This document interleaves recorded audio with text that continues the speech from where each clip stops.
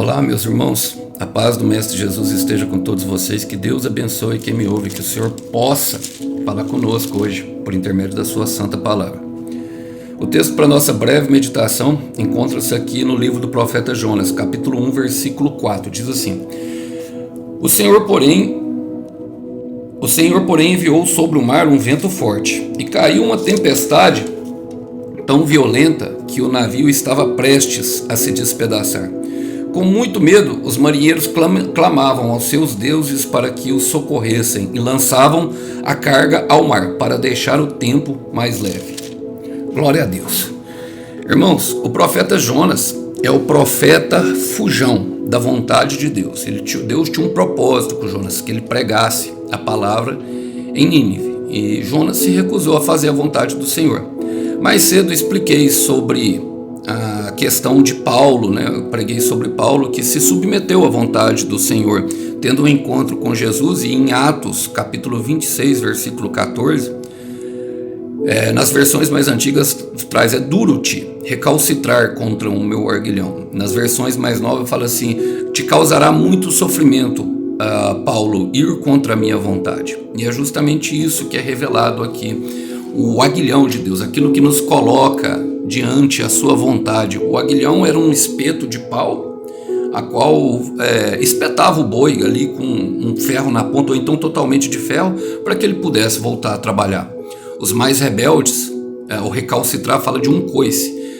Davam um coice contra aquele pau e acabavam se machucando. E Deus, ele não nos força nada, mas ele tem as suas maneiras de fazer que nós nos alinhemos à vontade dele, para que, afinal, de nos dar felicidade, meus irmãos. Afinal, dentro de todo o propósito de Deus está escondida a nossa felicidade. Eu quero repetir isso. É no propósito de Deus que está escondida a nossa felicidade. Em Mateus 6, versículo 24, nós temos que observar essa perspectiva antes de começar a fazer as aplicações pertinentes. O Senhor Jesus diz aos seus discípulos: não tem como servir a dois senhores. Ou você vai agradar um, ou você agradando um vai desagradar o outro. E agradando um outro, você vai desagradar um.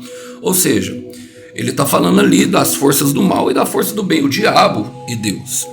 E automaticamente, quando nós nos colocamos no caminho a qual um tem para nós, que foi o caso de Jonas, ele se colocou a Tarsis, que era o barco armado por Satanás, como o Billy Graham fala, o barco pronto, vai desagradar a Deus, mas desagradando a Deus não o impede dele lutar pela nossa vida, porque ele sabe que somente nele há a vida.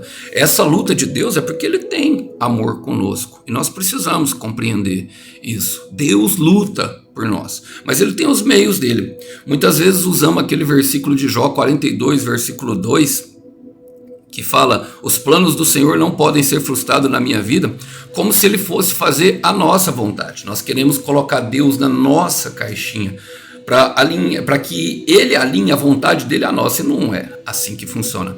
É bem ao contrário, é justamente bem ao contrário daquilo que funciona.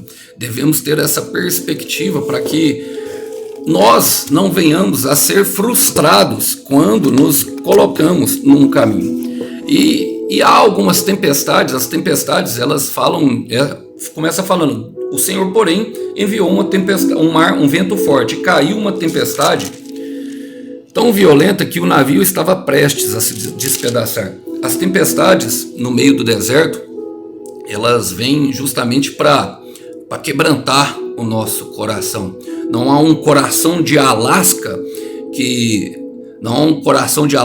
não se derreta no meio do deserto. Não há armadura que a dor não perfure. Eu quero repetir isso. Não há um coração de Alasca que não se derreta no deserto por meio das tempestades, e não há uma armadura que a dor não perfure. E perceba que o vento forte, a tempestade caiu. Vento e tempestade são eventuais no deserto. Nós vamos enfrentar elas. A Bíblia relata alguns tipos de tempestades que acontecem. Essa aqui é uma que o Senhor enviou. E isso também não impede que não enfrentemos como estamos fazendo a vontade do Senhor. Marcos 4,35, o Senhor dá uma ordem aos discípulos: passemos para o outro lado. E o que eles enfrentam? Uma tempestade. Apesar de não falar que foi Satanás que enviou aquela tempestade, é bem claro ali a disposição de impedir que eles chegassem do outro lado. Como Jesus estava no barco, a tentativa era de impedir que Jesus chegasse no lago. Então logo os teólogos concluem que foi uma atividade temporal enviada por Satanás a fim de nos parar. As tempestades da vida, elas vêm justamente para isso aqui, a de Deus, para despedaçar. E despedaçar fala de quebrantar o coração. Você já viu uma terra seca quando... Um deserto, quando ele se torna terra seca, aquela imagem daquela terra rachada, mas é pelas rachaduras que a água penetra e ali é capaz de nascer vida. Então, agora, aquela de Marcos 4,35 era para provar a fé dos discípulos. Perceba que o Senhor Jesus estava deitado numa almofada. E eu muito tempo me perguntei sobre essa almofada a Deus. Porque a verdade é que ele estava dormindo também. Assim como Jonas, fala aqui, enquanto isso Jonas dormindo. Porque quem conhece a Deus, dorme no meio da tempestade. Confia, sabe que Deus é bom e a nossa vida não vai acabar ali. Há um recomeço depois da crise. Há um recomeço depois das nossas crises. E é importante ter a perspectiva disso. Bom, lá eles estavam sendo provados na fé. Paulo também, em Atos 27, enfrenta uma tempestade que, por eles não ouvirem Paulo, que representava a vontade de Deus, saíram fora de tempo. Então, fé fora do tempo e fazer fora da vontade de Deus. Essas tempestades vão acometer a nossa vida, mas é possível em todas as três, sabe, terem saída. A da fé é se colocar no lugar de Jesus. Por quê? Ele estava com a almofada, dormindo, descansando. A palavra fala em Êxodo 14, versículo 22, que o Senhor abriu o mar. Que o Senhor abriu o mar. E eles percorriam no meio do mar em terra seca. O mar representa os obstáculos da nossa vida, assim como Jonas estava aqui caminhando. Mas os israelitas que estavam na presença de Deus caminhavam em terra seca. O mar se abriu e eles caminhavam em terra seca. Jesus estava lá no meio do mar, no meio da chuva, e estava seco ali, perto de Jesus. Mas eles colocaram Jesus no bordo do navio, e quando eles estavam no bom bordo, que é onde fica o timão, onde que dirige. Então, para que nós possamos, sabe, caminhar em terra seca no meio do mar, o nosso coração não fique turbulento em meio das tempestades da vida, é Jesus que tem que estar dirigindo. Nós temos que ficar ali perto de Jesus. E foi justamente o que Jonas fez. Ele foi no caminho ao contrário. E nesse caminho despedaça o nosso coração. Ou então até mesmo quando nós saímos fora de tempo. Mas perceba, eles falam, com muito medo os marinheiros clamavam aos seus deuses para que os socorressem e eles lançavam carga ao mar. Irmão, quando começa a vir as adversidades na nossa vida, logo vem uma coisa chamada culpa. Nós começamos a jogar muita coisa fora, não é verdade? Começamos a lançar. Eu gosto, sabe? Eu gosto porque o Provérbios 9:10 diz que o princípio da sabedoria é o temor a Deus. E o conhecimento dele é o que traz entendimento. Olha, no mesmo Êxodo 14, no versículo 20, se eu não me engano, fala que a nuvem se deslocou para trás dos israelitas, né? Aquela nuvem de fogo que os protegia. E essa nuvem de fogo clareou o caminho deles, mas escureceu, trouxe trevas para os israelitas. E é assim a palavra de Deus para nós. Eles estavam clamando para outros deuses, mas não adiantaram jogar os fardos no mar. Em Mateus capítulo 11, versículo 28, vinde a mim todos que estáis cansados e oprimidos, porque eu vos aliviarei. É só Jesus que tem o poder de dar o alívio, meu irmão, para um coração que está todo partido e cheio de dor. Um coração que está passando por muitas tempestades. É somente Jesus. E logicamente, obedecendo a palavra dele.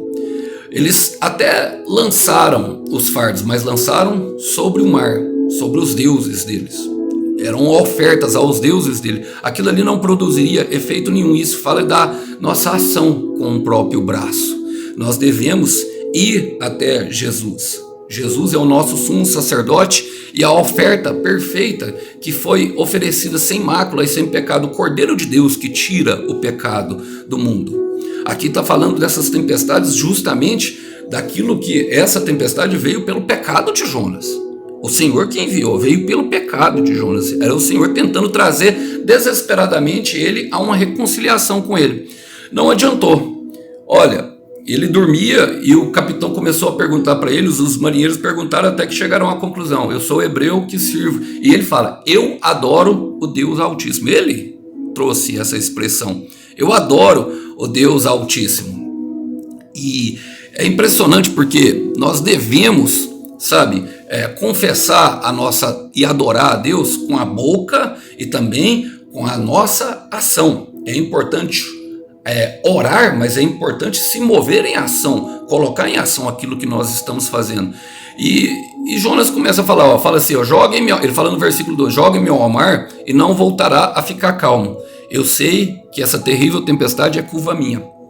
E agora que eu quero chegar no cume da pregação, irmãos, porque tem muita gente carregando Jonas em suas mentes.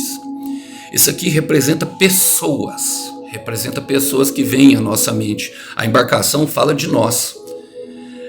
Perceba que, em vez disso, no versículo 13, em vez disso, os marinheiros remaram com ainda mais força para levar a embarcação à terra, tentando uma desesperada salvar Jonas, talvez. Mas não conseguiram, pois o mar tempestuoso ainda se tornava mais violento. Irmãos, muitas vezes nós não conseguimos sair do lugar, muitas vezes processos são travados e emperrados e nós ficamos dando volta, ficamos em tempestades e situações violentas que causam muita dor ao nosso coração, porque não conseguimos arrancar as cargas certas da nossa embarcação. Precisamos tirar os Jonas, precisamos tirar aqueles que estão contra a vontade de Deus na nossa vida, sabe? Por muitas vezes vai ser necessário aqui a prática do perdão. E há 3 esferas do perdão, meu irmão: perdoar os outros, perdoar a si mesmo e perdoar os outros, perdoar a si mesmo e perdoar quem nos ofendeu. Perdoar quem nos ofendeu, perdoar a si mesmo e também pedir perdão para quem nós ofendemos.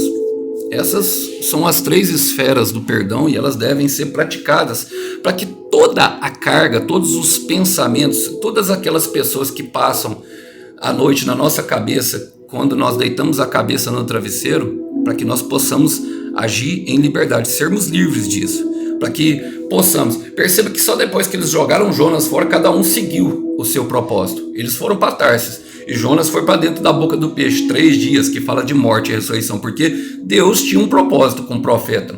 Eu gosto de Salmos 32, versículo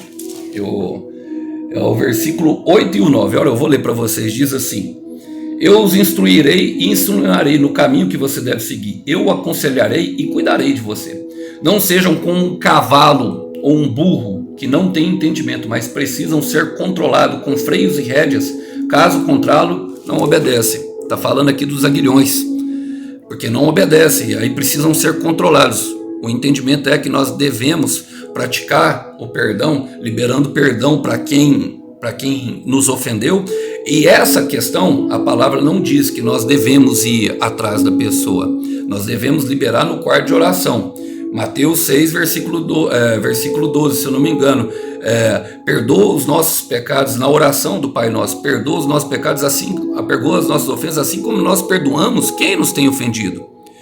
Mateus 5, 23 e 24. Quando for levar uma oferta, Jonas era adorador. Quando for levar uma oferta, se lembrares que o seu irmão tem algo contra você, ou seja, algo que você fez contra ele, algo que você ofendeu, deixa a tua oferta no altar e vai se reconciliar com ele. Porque somente assim, meus irmãos, nós conseguiremos chegar ao perdão próprio, livrar todas as cargas e nos amar a nós mesmos. Eu sei que é uma palavra difícil, mas ela é necessária ser praticada para que haja para que nós possamos ser completamente livres da tempestade, chegar no lugar de Jesus na tempestade, ali no lugar seco, sabe? Vai ter tempestades, porque você fazendo de um lado ou do outro, nós vamos caminhar em tempestades de vida. A grande verdade é que Jesus, ele dormia no barco. Você acha que Paulo também não dormia no barco? Ele estava indo para César, cumprir a vontade de Deus. Agora Jonas, o profeta fujão, não conseguiu fugir da vontade de Deus. A de Satanás nós conseguimos fugir pelo poder de Jesus. Caminhavam em terra seca, pelo livramento que vem do Senhor. Em Romanos 8:1 diz que não há mais condenação para aqueles que estão em Cristo Jesus. Tem pessoas que têm carregado culpa muito grande. É necessário tirar os Jonas do barco. Tá pesado, meu irmão. Tá pesado. Solta o fardo. Eu sei que eu tô falando com pessoas aqui. Solta o fardo. Solta isso que tá te machucando. Solta o fardo. Reconcilie-se com quem tem que reconciliar. Libere quem tem que liberar. Perdoe a si mesmo por ter se metido nas confusões, ter escolhido errado. Irmãos, o Evangelho e essas culpas, elas dizem para nós que nós nunca podemos recomeçar. E essa é a maior mentira do diabo. Irmão, há sempre um recomeço para nós. O peixe fala disso. Ele foi para dentro do peixe e clamou. E começou novamente. Jonas, capítulo 3, versículo 1. Depois disso, o Senhor veio e falou com Jonas pela segunda vez. O Senhor sempre tem misericórdia. A intenção de Deus é que nós sempre fiquemos perto dele, porque é nele que há a vida. É nele que flui tudo. Então solta o fardo. Solta o Jonas do barco. Tira o Jonas do barco. Tira isso, esses pensamentos, isso que tem colocado o seu coração aflito e travado o seu processo. Olha, o processo não vai para frente. Ele fica emperrado quando Jonas está no barco. A única forma de fazer é essa. Eu sei que às vezes tem muitas pessoas que veem muita dificuldade, mas se você começar a falar que é difícil perdoar, é muito difícil, vai ser difícil mesmo. Em vez de falar que é difícil, começa a pronunciar com a boca. É possível, eu vou perdoar e eu também vou pedir perdão pro meu irmão, porque eu quero estar bem com Deus, é isso que eu quero. O que me importa é, meu Deus, eu quero estar no centro da vontade dele. Bom, tá na hora. Essa é a hora. Para-brisa, meu irmão, ele é muito maior do que o retrovisor 20 vezes. Para de olhar para trás, esquecendo-me das coisas que para trás ficam e avançando ao prêmio da soberana vocação que está em Cristo Jesus. Que os irmãos possam ficar com essa breve passagem, com essa breve mensagem. Até uma próxima mensagem. Tchau, tchau.